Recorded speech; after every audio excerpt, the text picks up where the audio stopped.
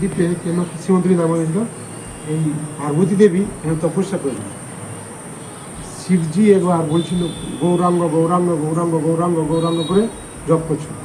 তো পার্বতী দেবী জিজ্ঞাসা করছে, আচ্ছা প্রভু আপনি কেন এরকম এটা এই যে কী নাম যে গৌরাঙ্গ মহাপ্রভু কলিযুগে নবদ্বীপ ধামে আসবে, হ্যাঁ তাহলে আমিও দর্শন করবো গৌরাঙ্গ মহাপ্রভুকে, কী করে সম্ভব? তপস্যা করতে হবে। তখন পার্বতী সেই কৈলাস থেকে এসে এখানে এই দ্বীপে, এই দ্বীপটা একটু বড় এদিকে জায়গা আছে, একটা গাছপালা আছে, বসে বসে মালা জপ করছে। এই বলা আছে গৌরাঙ্গ গৌরাঙ্গ গৌরাঙ্গ গৌরাঙ্গ গৌরাঙ্গ বলে জপ করছে।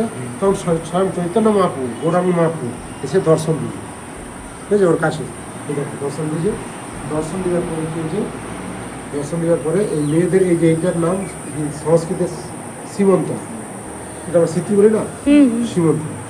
তো তখন ওই চৈতন্য মহাপ্রভু পায়ের নিচে মাটি নিয়ে স্মৃতিতে লাগিয়েছিল, তাই এই দ্বীপটার নাম হয়েছে সীমন্ত নদী।